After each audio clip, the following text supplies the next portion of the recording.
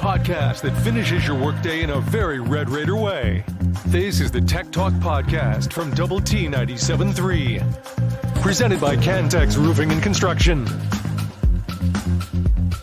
Hey, it's Tech Talk on Double T 97.3 and Double T 97.3.com with Dr. Mike Gustafson and Clint Scott. I'm Aaron Dickens. We're joining you until 6 o'clock today. We'll have some friendship basketball for you coming on the air this evening, beginning at 6. Girl-boy doubleheader.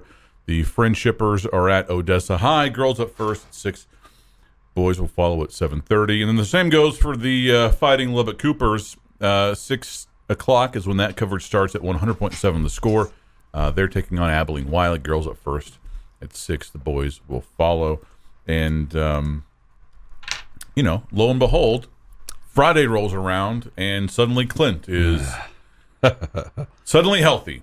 So he's missing a kneecap, working the Monday-Friday plan is Clint. He's missing a kneecap. I noticed he came in limping, so I'm guessing we Rocco. We shared that you put your life savings, including all of your pawned Pokemon cards, onto Georgia minus 59. And so when they failed to cover, you went on the lam. Yeah, holographic Charizard did me dirty. You remember the scene at the very end of Caddyshack when the Rodney Dangerfield goes over to Judge Smales and does the because he'd lost all the golf bets or whatever. They bet on the kids, in the deal where the putt hung on the rim and fell in and all the explosions got us. At the very end, it's I'm not paying you a dime, and Dangerfield's like, Moose, Rocco, help the judge find his checkbook. And they take off running across the golf course, and that's it. That's what I was thinking. Moose and Rocco caught up with you and got a pound of flesh for your gambling debts. Who would our station's Moose and Rocco be? You would be one of the Mooses or the Roccos. Who would be Judge Smales though? Is that It's kind of chuckish. Chuck? It is kind of chuckish. Chuckish. I did think it was probably not a coincidence that news comes out that robot umpires are going to start to kind of take things over in minor league baseball, and then AAA. Yeah, which is serious. And then Snead is in here today, probably just kind of diversifying just in case his portfolio. That's right. It's probably a ways away from robot football officials, but still, never can be too sure. Yeah, and I think they've got a little challenge system built into that, so there's an instant, hey, that pitch was off the plate, and they can immediately, within 5 seconds go, yeah, it was a ball, and then boom. And so some successful challenges that take seconds, which is interesting. But these things have been tested in the low minors and independent ball and stuff, just like the bigger bases and some of those things. So to their credit, Major League Baseball will find a way to just trial run a lot of this stuff, which is interesting. As opposed to just sort of throwing it out there, they're able to go look at data and say, hey, this stuff's pretty accurate. But I noticed that yesterday. And when the robo-ump thing didn't surprise me as much, but when I saw AAA, I was like, we're one step away from the big leagues here. So, I'll be curious to see how that goes, what the reception is and what the perception of it is, because one of the very real things about that is the catcher that frames well and sticks pitches just off the plate, and Yadi Molina's gets some calls and saves you on that 2-1 pitch that's a little off, that he makes it look good and presents it to umpires. That guy's it's a computer. That art. Yeah, and so now it's like you need a guy who can block, because you're still going to have pitches in the dirt you got to deal with. You need a guy who can catch pitches, but he can be sloppy back there with the frames, and then he needs to be able to throw. And so the traits that have defined the good defensive catcher are about to change a little bit if, in fact, this robo-ump goes into place. Love to get your thoughts and your comments today on the Yates Flooring Center chat line at doublet97.3.com. All guests appear via the Benchmark Hotline. How about this? Seeing some reporting on Garrett Riley's deal with Clemson. He has agreed to a 3-year deal worth $1.75 million per. And it includes a signing bonus, which I'm assuming is going to be, not just chump change. Ooh. Man, the coordinator salaries and the multi-year commitments, that's a sign of the times, I guess. That's nothing new. The 2 and 3 year deals and even the $7 million contracts, with those things getting up well past $1 million. Yeah, I mean, it wasn't that long ago that it was relatively uncommon for assistant coaches to have multi-year deals, and now it seems like virtually everywhere, at least more than half of the Power Five, you have at least one coordinator, usually both, with a multi-year deal, and even past that, you have some assistant coaches that are on multi-year deals. I think that Emmett Jones was on a multi-year deal.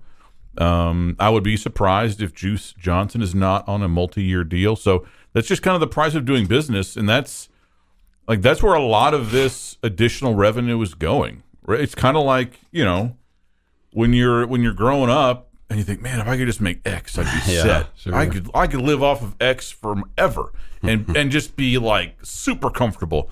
And then fat and happy. And then lo and behold, as you reach X and surpass X, you find things to spend that money on, and in this case, with college athletics, it's largely salaries. It's people, personnel. Yeah. Another bit of coaching news in the SEC: Pete Golding going from Alabama to Ole Miss. He is a Mississippi person. I think he went to Delta State in Mississippi, and he's leaving Alabama for Ole Miss, and I've seen some speculation that this was kind of a mutual parting there in Tuscaloosa, in that, hey, we might want to go a different direction with our defense. Yeah. So let's try to find you a... So Bama, if Bill O'Brien stays put, then they're not looking for an OC, but there's a lot of shuffling going on right now. Who knows? But obviously looking for a DC, and that's a pretty good run, 4 or 5 years for him. With Saban, and I had someone, it'd be borderline newsworthy for me to say who told me this, so I won't put this name on it.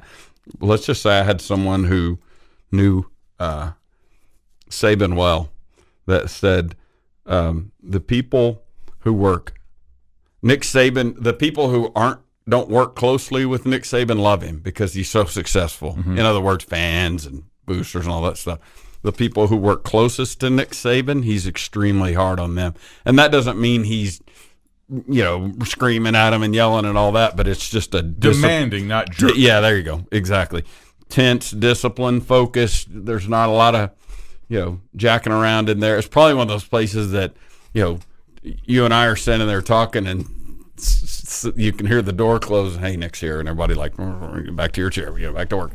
And, which, it speaks to his success, but that person told me, he's hardest on the people who work closest with him. And which is what I'm going with this is a guy like Golding's going, hey, I did 4 or 5 years as his DC. Remember, Saban's a DB coach, so he's kind of a defense first guy. So that's a pretty good run. In this stretch of all of their big success, most of those coordinators have moved on fairly quickly because they're moving onward and upward.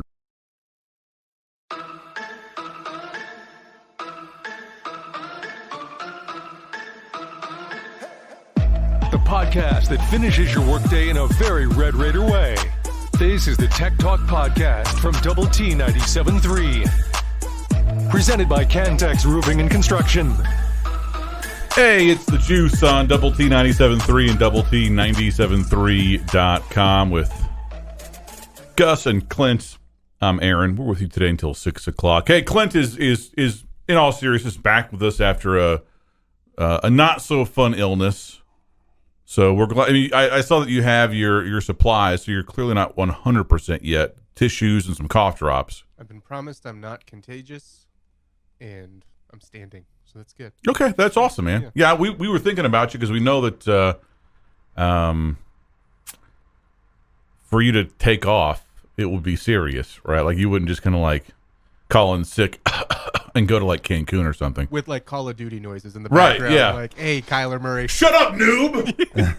All right, Jamie. I'll see you later. I got to pwn some noobs. I know that that you folks out there are just as glad to have Clint back as we are. So why don't you give him a call on the Benchmark Hotline, 806-771-0973, and tell him how glad you are to have him back again. That number, the Benchmark Hotline, 806-771-0973. Time for some headlines.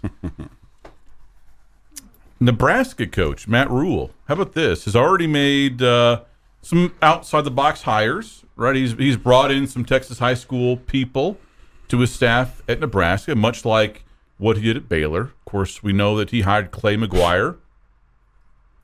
Clay McGuire or Garrett McGuire?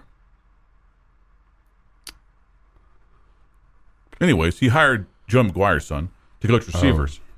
But how about this? Another interesting hire for Rhule from the state of Texas. He has hired Dr. Susan Elza to serve as his chief of staff. Do you know who that is?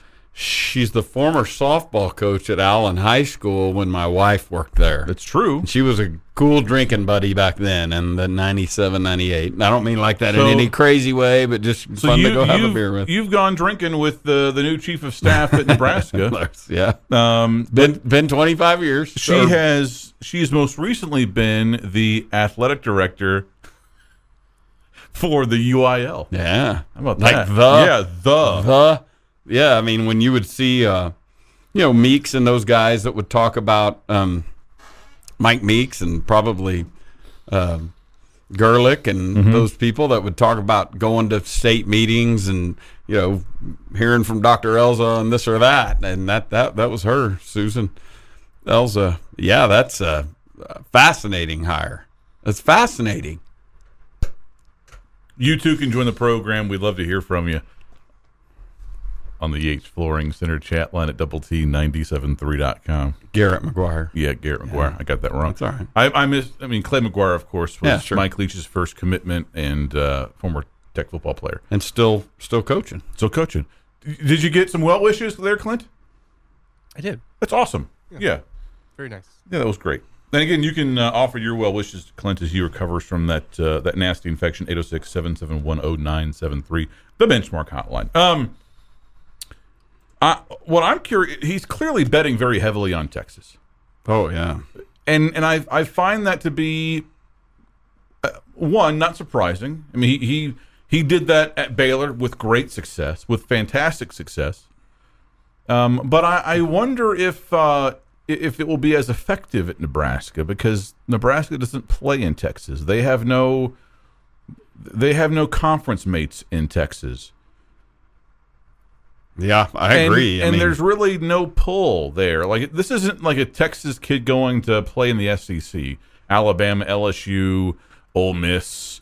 This is a Nebraska that hasn't been really relevant at all since these prospects have been alive.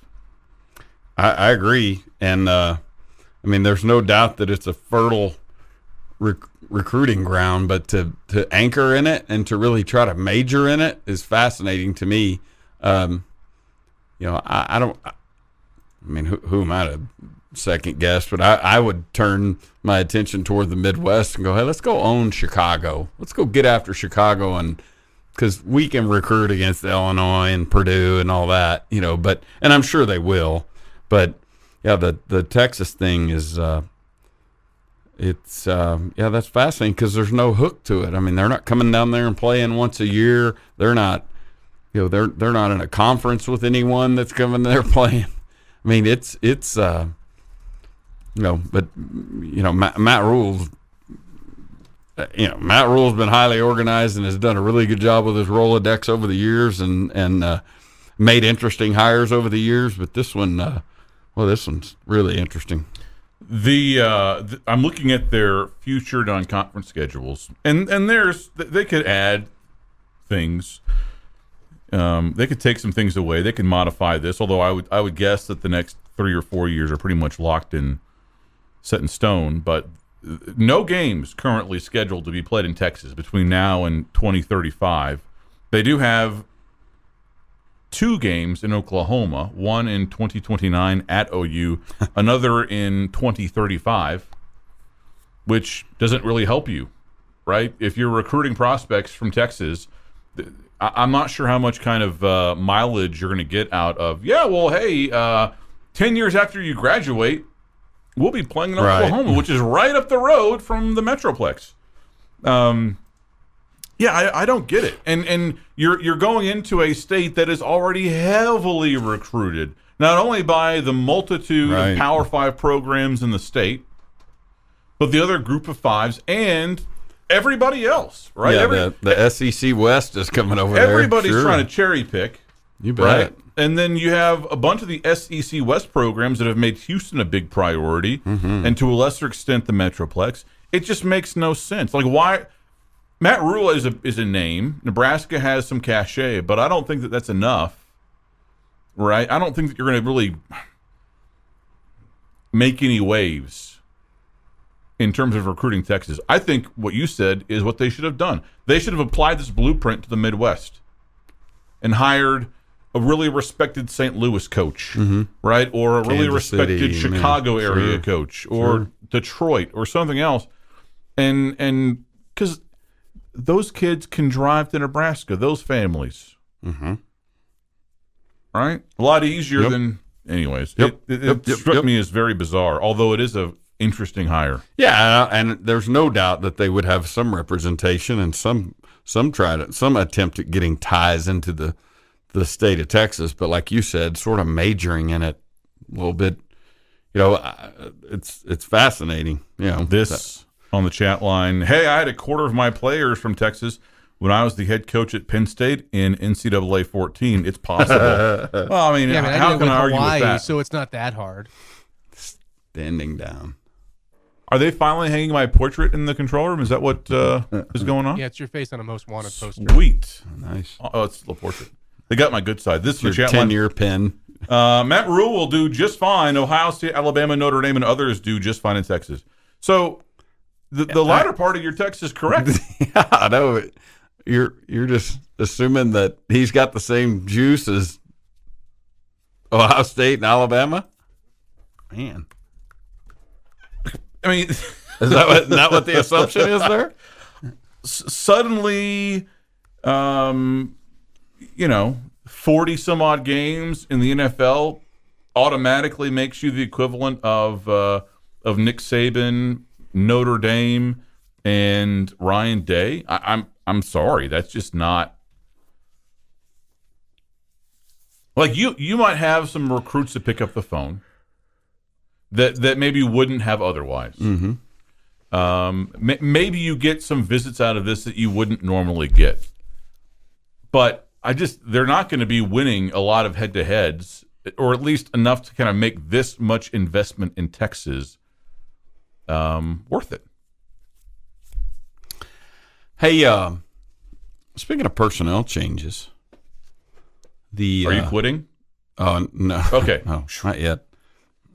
What an awesome way to hand in your team. Right there. Friday about 3:30. Juice lands in Lubbock 48 hours ago, and roughly 24 hours ago, the Red Raiders land the top-ranked player commitment in the 2024 class, a running back. The highest ranked in Tech's class. Yeah, in Tech's class. No. Right. Sorry. Yeah. But, in Tech's class. That's just fine by me.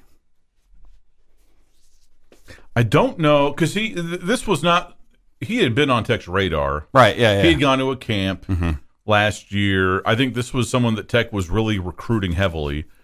So I would love to give Juice all the credit there. Sure. Because that would be a great story. I don't, and certainly he had some impact. I don't know how much. Right. But the fact that it came on the heels like that, super good. Dots, are they connected? I don't know. But I love the dots. Lots of dots. More Tech Talk next. The podcast put together with Red Raider fans in mind. This is the Tech Talk Podcast from Double T 97.3, presented by Cantex Roofing and Construction. Hey there, it's Tech Talk on Double T 97.3 and Double T 97.3.com with Gus and Clint, I'm Aaron. We're joining you today until 6. Would love to hear your thoughts and comments on the Yates Flooring Center chat line at doublet973.com. Sunday is the last day of this transfer portal window, and so the window won't open again until May, and so you're starting to kind of see an increase in activity as the hours kind of count down toward the window closing. Craig Williams from Baylor, running back, has entered the portal. He ran for about 550 yards, 4 touchdowns this year for the Bears. Former 4-star prospect. He's a graduate transfer. I thought that was interesting because, of course, he was coached by Juice Williams. I don't know that you would bring him on, given how I think tight your spots are, and I think you have some other needs that you want to address. But I still found that to be very interesting. And then how about this? You bet. More bad news for the Pokes, and it's not like I don't wake up. Believe it or not, I don't wake up every morning going, man, what bad things can we talk about with respect to Oklahoma State? But this stuff just keeps on happening. Sean Tyler, who had been a running back at Western Michigan, he entered the portal. He committed to transfer to Oklahoma State. Second team all-conference there in the MAC, had almost, more than 1,700 all-purpose yards. He has flipped to Minnesota. Oh, man. He has flipped to Minnesota, and so it just seems like you can't go more than a day without some kind of bad news about the Pokes. They have 19 players in the portal. Derek Mason is leaving, their defensive coordinator. Starting quarterback, starting running back, starting cornerback, starting safety, all gone. Leading tackler, gone. Second leading receiver, gone. Second leading pass catcher, gone. You know, as someone who wants Oklahoma State to be Texas Tech's main rival in the new Big 12, I say we commit to this, like Cowpoking the Bear with Aaron Dickens, a new daily segment. Cowpoking. Yeah, but the bear thing, poking the Pokes. Yeah, the bear thing gets you kind of, wait, what's this have to do with Baylor? So yeah, let's workshop that. Yeah, but you're pretty close there. I like cow poking the Pokes or something. Yeah, Poking the Hare, a story of Gundy. So there was an interesting bit of back and forth with respect to the Big 12 schedule today that we have been anticipating now for 4 months, 6 months. The saga continues. Terry Muolinar, I might have mispronounced that. You confident? 6 out of 10. He's the AD at UCF. He responded to a fan on Twitter today. The fan said, "Hey, I'll donate $12 to the UCF NIL collective if you tell me when I'm going to get a schedule for football." Oh, really? And the AD goes, "Tuesday, #charge on," or whatever their hashtag is. And so people saw that and ran with it. Like, UCF AD saying Big 12 schedule out on Tuesday. And full disclosure, that's what we have heard. That's what we have heard for weeks now, dating back to even before New Year's, that, hey, the 17th of January is the circle date. That's when it's coming out. Mm-hmm. So when he said it, I'm like, okay, well then that's confirmation of that what we have heard is right, because we've been hinting around that for weeks now. If you've been listening, the question is if you believe us or not. And then so people started running with it as UCF AD confirming Big 12 schedule coming out on Tuesday. And then people started to kind of do the actual journalism thing and reach out to the Big 12 for comment. Hey, is this true?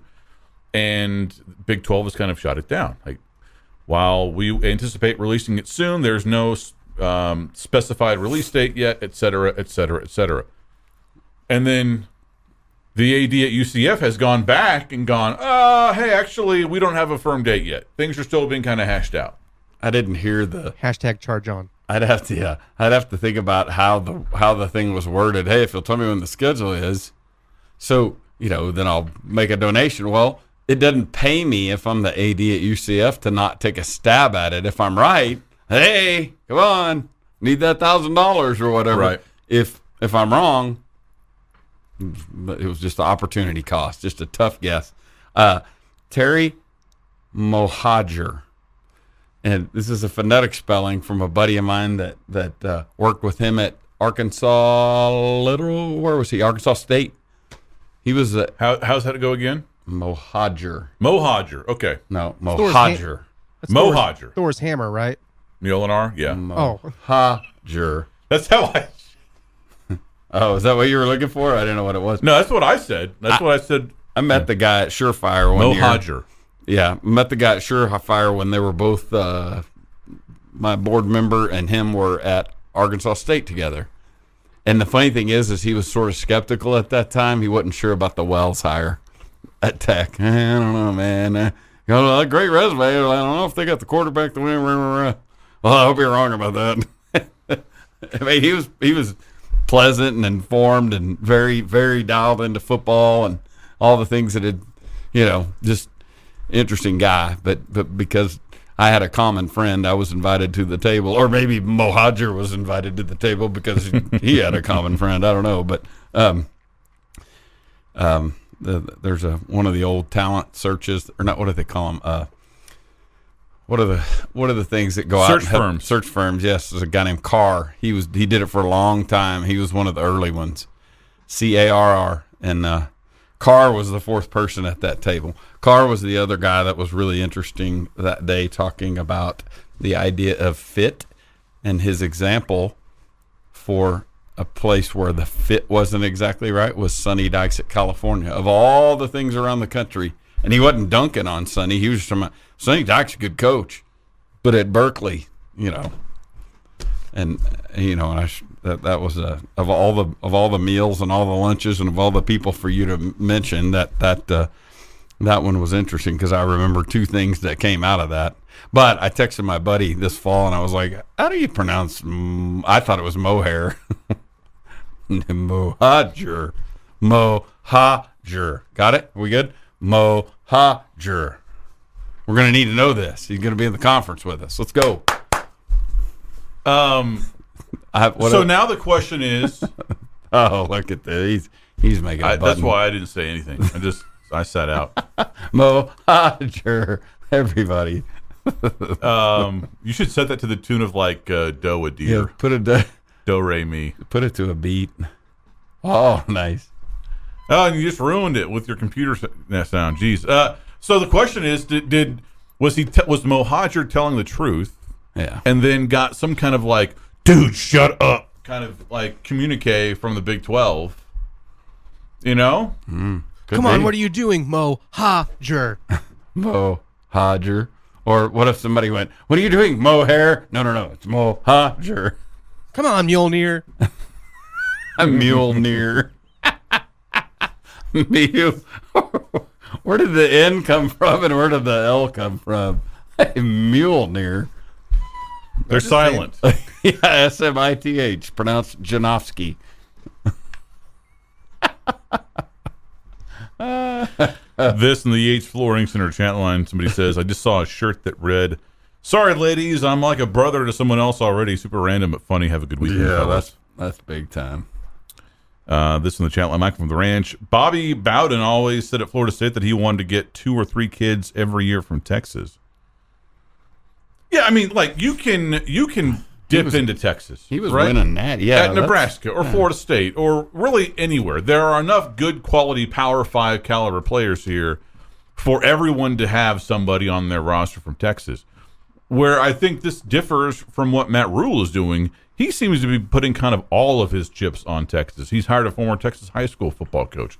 He's hired the AD of the UIL as his chief of staff. That's fascinating. To me, that doesn't say, we'll dip in a little bit and kind of get a few every couple of years. No, this seems like he wants to do at Nebraska what he did at Baylor, and I just don't see that happening. Yeah, like he wants 6, 8, 10, 12 a year. More Tech Talk next.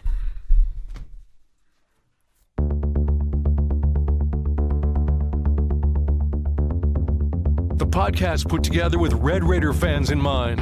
This is the Tech Talk Podcast from Double T 97.3. Presented by Cantex Roofing and Construction.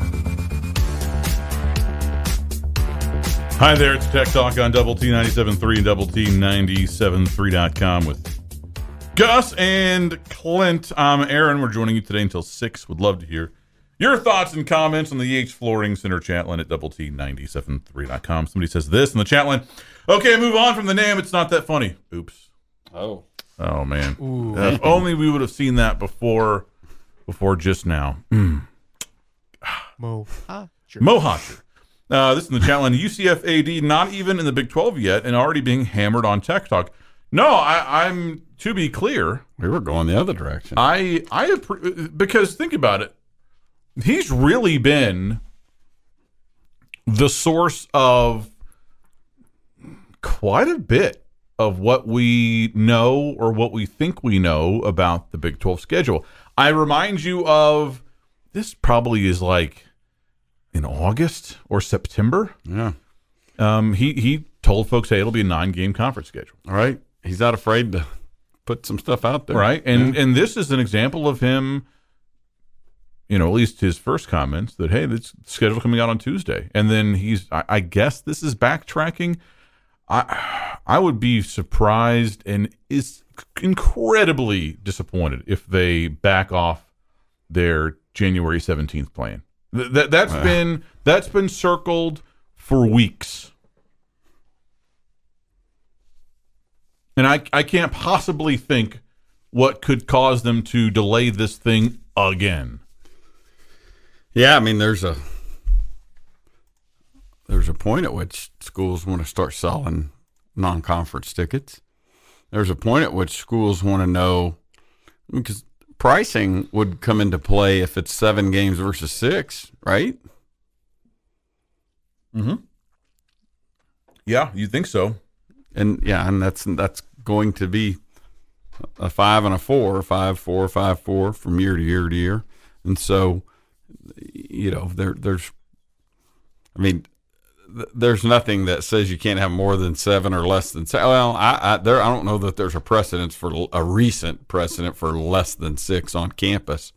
But I mean, think about how wildly different the value of a season ticket package is in the Big 12. If Texas is on your schedule at home, if Oklahoma, come on, I realize you've been gone for like 5 days in a row, and you're not quite 100%, but please lock it up in there. Like, get a grip on your job, please. This was my pet bird back here. His name is Melody. Versus, hey, okay, your home schedule is BYU, Baylor, Cincinnati, Houston, TCU, and Kansas. I mean, or that number might have been off, but you get what I'm saying. Yep. And to not be able to like start kind of really progressing on that until, mid-January, even at this point, is like really bad. Mm-hmm. And to delay that even further for what? For what? What are you going to accomplish?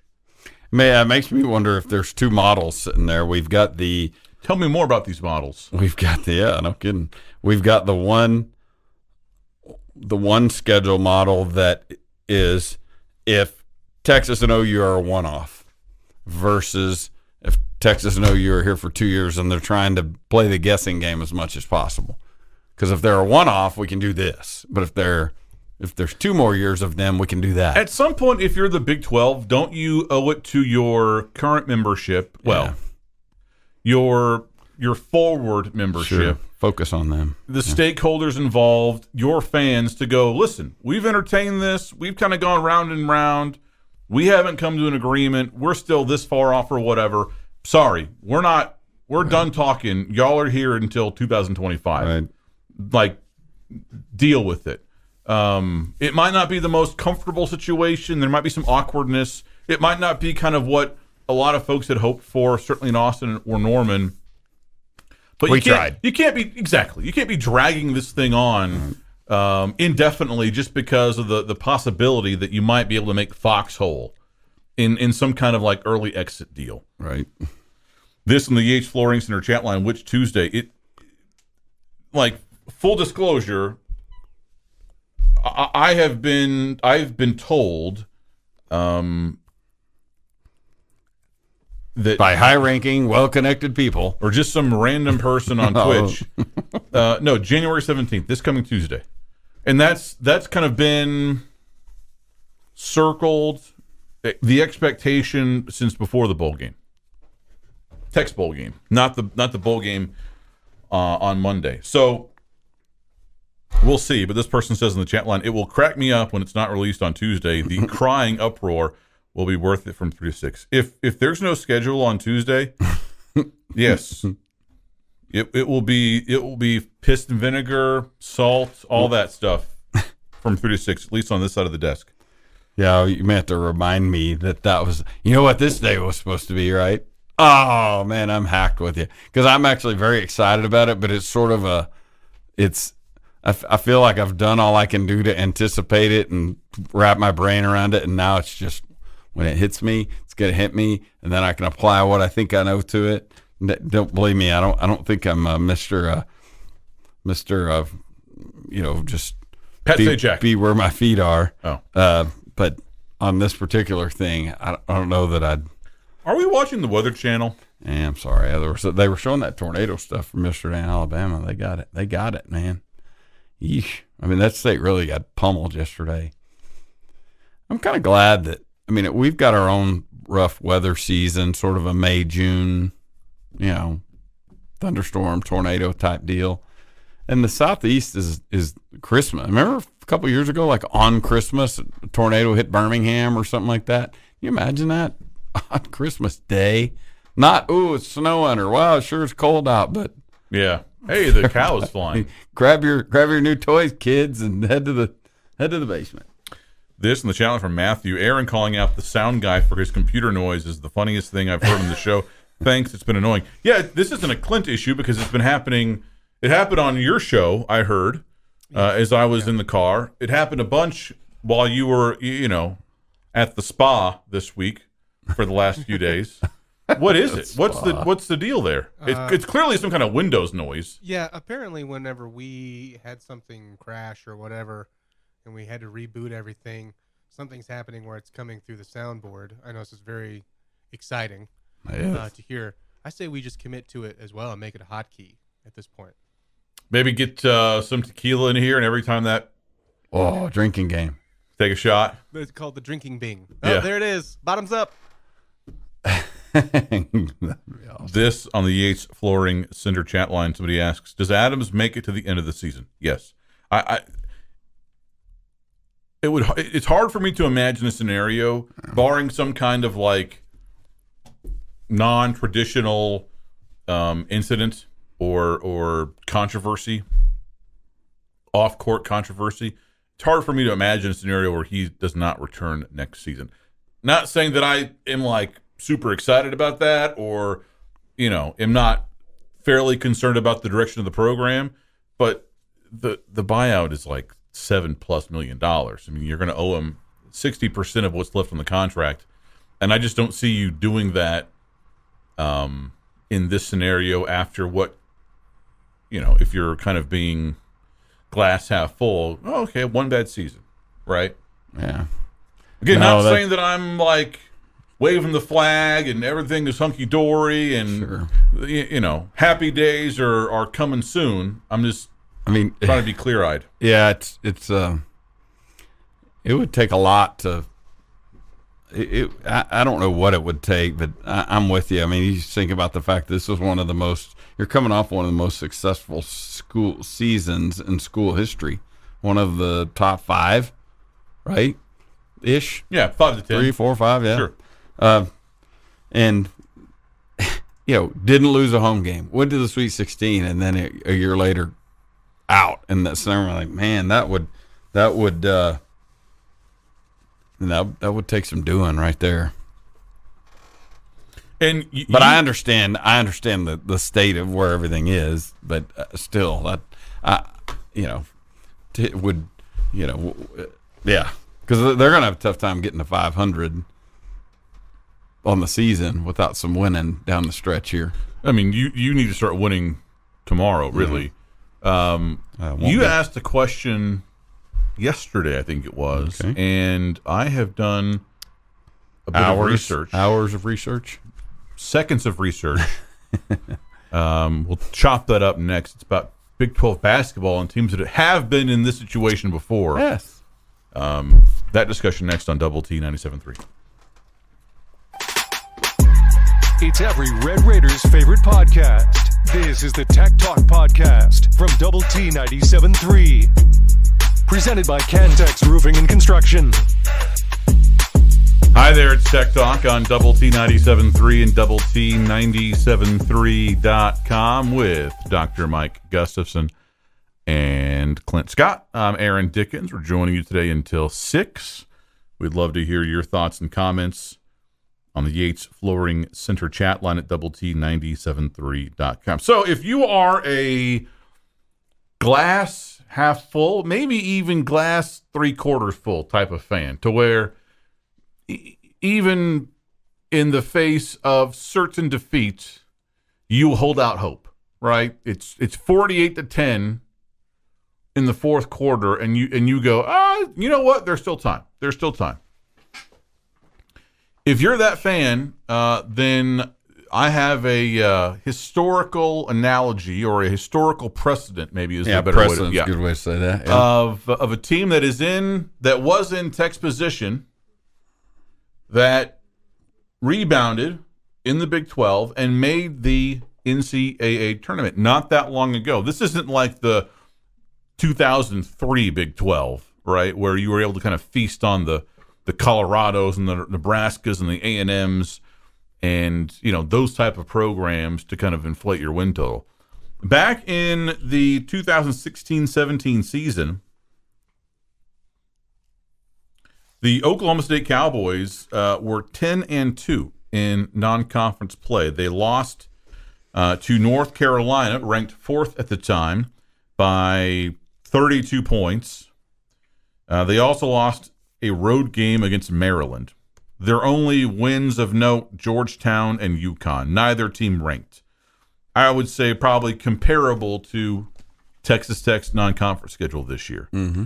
Not identical, obviously. It's going to be impossible to find an apples-to-apples comparison there, but relatively unremarkable. Started out Big 12 play. Texas Tech is what right now?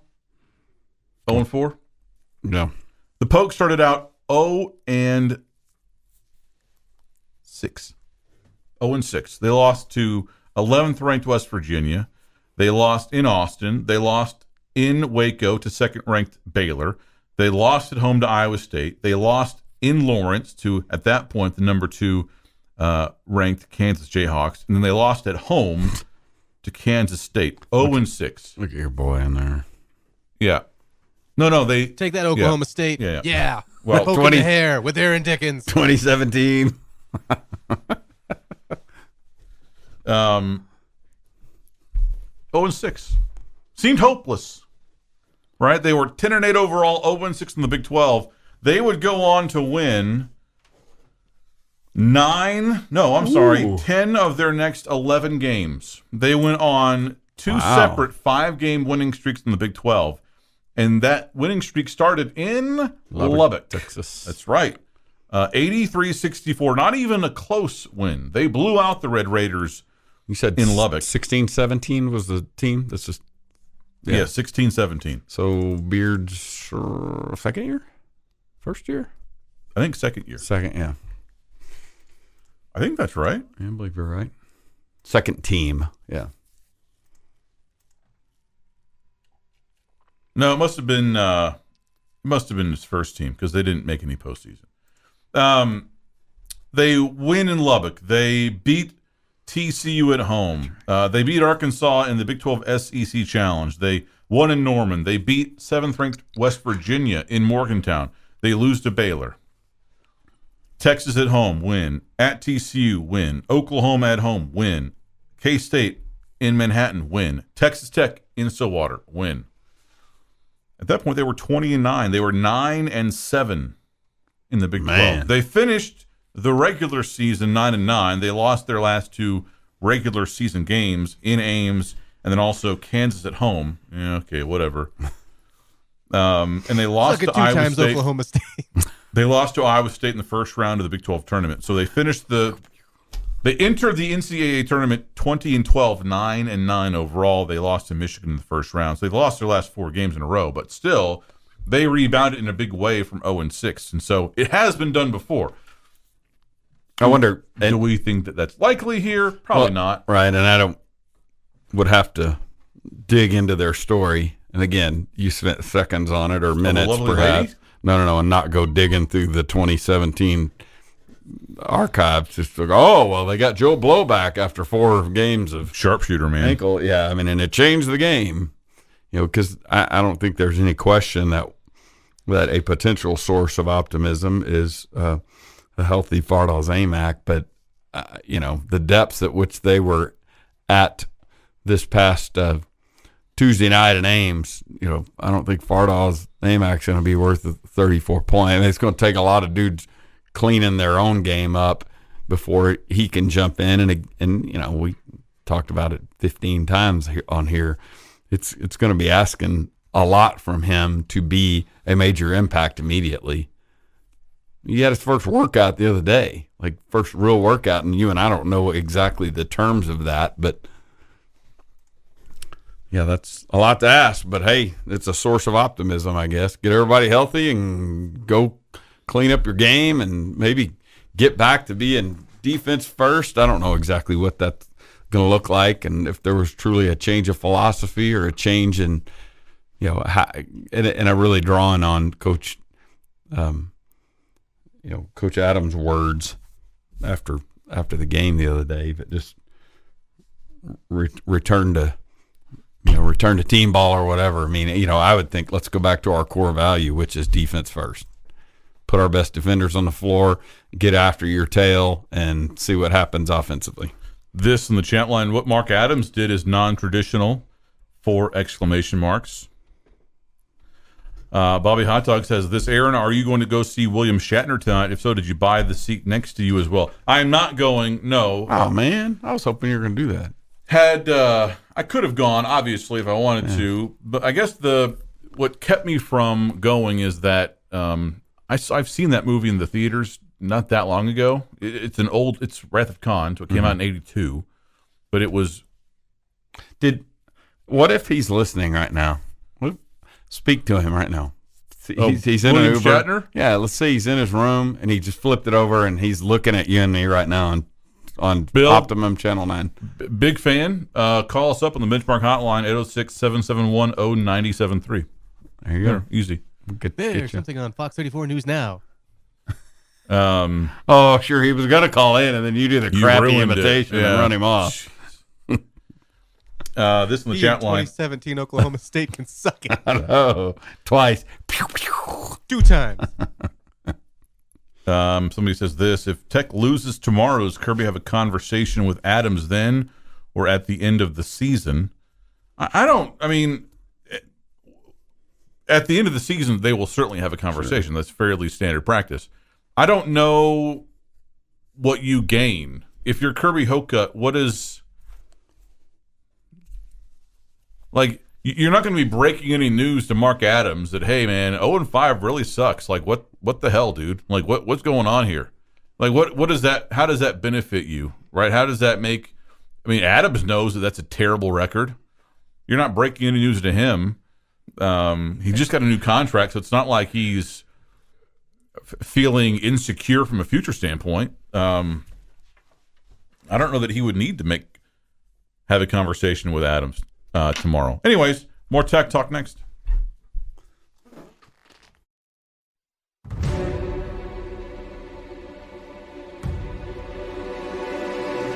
The podcast that finishes your workday in a very Red Raider way. This is the Tech Talk Podcast from Double T 97.3. Presented by Cantex Roofing and Construction. Hey there, how you going? Thank you for spending part of your Friday with us. We're with you today until 6 o'clock. We'd love to hear from you and what you have to say on the Yates Flooring Center chat line at doublet973.com. All guests appear via the Benchmark Hotline. This person says in the chat line, what college coach is gone after one bad year occurring in his second year after a very great first year? I'm talking any sport also. Seriously, name one coach. It's amazing how many geniuses think college is the same as the pros. Think before you drink. Come on, man, all caps.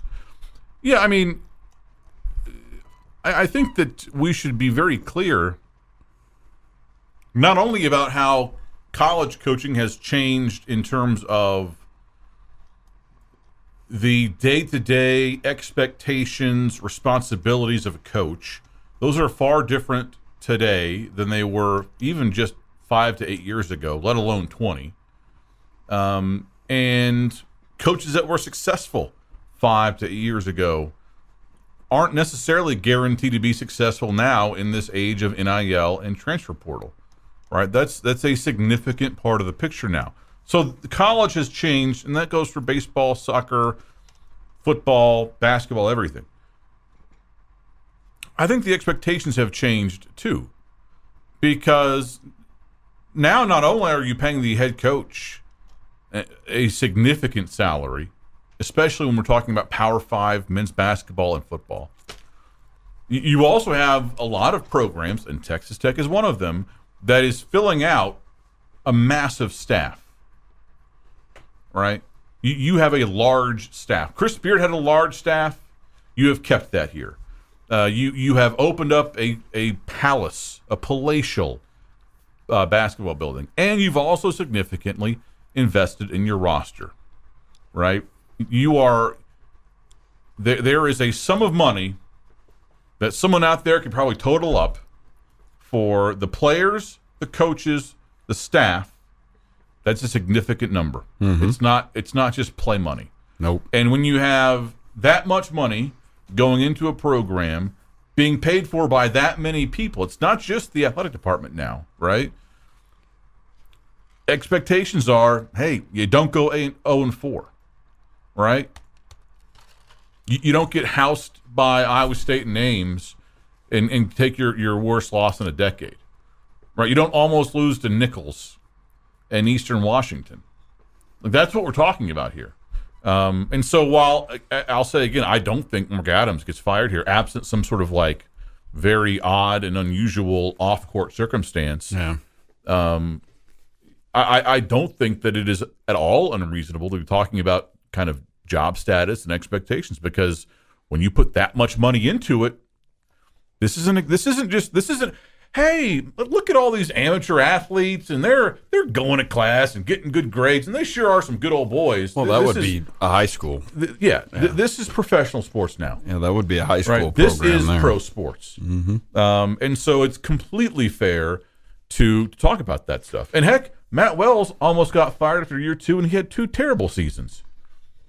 I mean, it was the 11th hour. It was the 59th minute of the 11th hour that kept him from getting bleep canned after year 2. So, I think that's where we're at. This on the chat line. Did you all hear Sneed's rant earlier on the other show, the far inferior show, about this season's basketball team? Classic and on point. I might have ad-libbed there a little bit, Clint. I did not hear it. Can you paraphrase for us?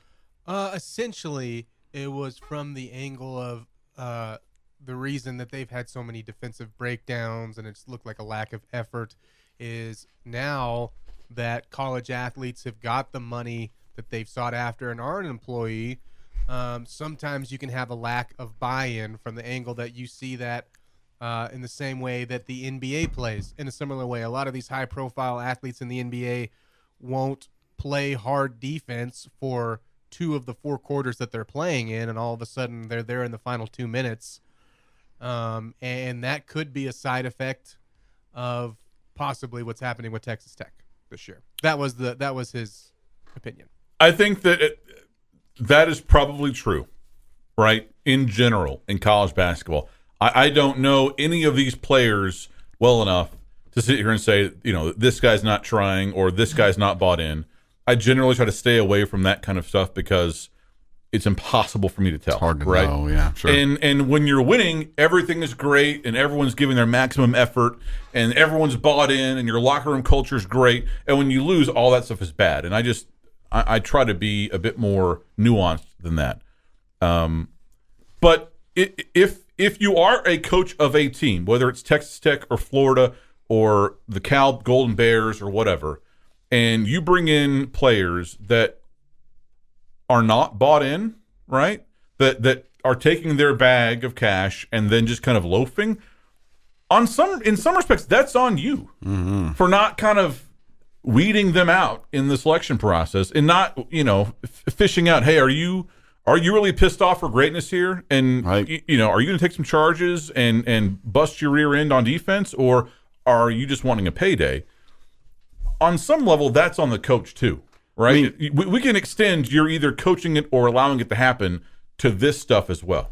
I mean, Texas and Kansas and others have NIL as well, and they're getting their guys. I'm sure Houston has NIL, right? I mean, you had NIL last year. Yeah, it's true. That in a way that we're not. It's not like we've got a bunch of guys that are fat and happy, and everyone else is lean and hungry. But I don't.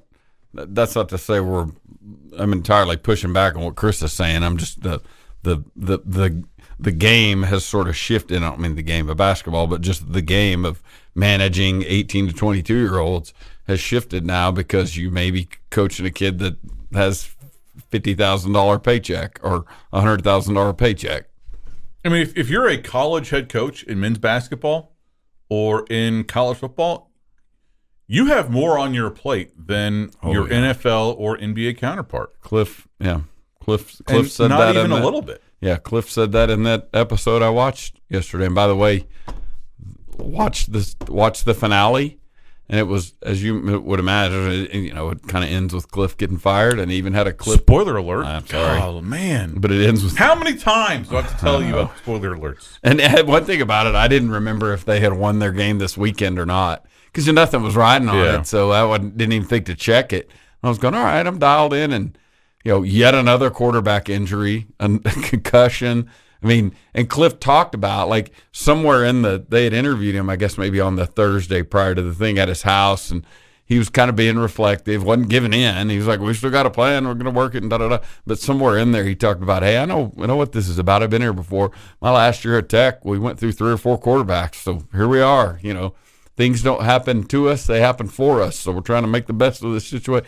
It was really good, but there was also a clip that, they kind of mount that high camera deal in the team meeting room, Eye in the sky. Yeah. And have it there for a lot of the meetings. And Cliff walks in and talks to the staff and says, hey, fellas, I'm sure you know by now we got fired. Appreciate everything you guys do. If I can do anything to help, blah, blah, blah. It's just kind of jarring. I mean, that's how it works, but it's just, to see it. But the thing that was very surprisingly emotional, like, J.J. Watt retired, but they did stuff. Of course, they were out of it, and so the tension was sort of off in terms of, hey, let's go out and play hard and get after it. J.J.'s last game, but just him in practice, and they, him talking to guys, man, it's my last practice, and they were like, all right, this is the last period. All right, this is the last day on the bags. Him doing all the ripping and swimming and all that stuff, and they get in the meeting room, and one of the coaches said, hey, this was whatever Coach Dickens' idea, and they had. I saw that video. Yeah. The Zoom interviews, and he was crying, and I mean, I was sitting there with tears in my eyes and a lump in my throat, like, dang, man, that's softy. I know, dude, man. And then after the deal, he goes and hugs his wife, and she's kind of choked up, and he is too. But they take their baby, which was born in October, first child, and stand him on the field, kind of after the game. Didn't just carry him out there, but stood him on the field, like, all right, we're doing this, got to see Dad play and all that. But it was really good. I just sat down going, all right, I watched this Hard Knocks, and I'm out like, man, I'm kind of affected by this now. I know, my goodness. It wasn't that bad, but I was kind of somber for a little bit, like, dang, man. I mean, there is not a quick enough path for that dude to get to Canton, by the way. Oh, my gosh. What a player. He had 2 sacks in his final game. He had like 10 in his he had 10 sacks since his baby was born in October. Wow. Yeah. This has been the Tech Talk Podcast, presented by Cantex Roofing and Construction. Check out our library of Double T 97.3 podcasts at doublet97.3.com.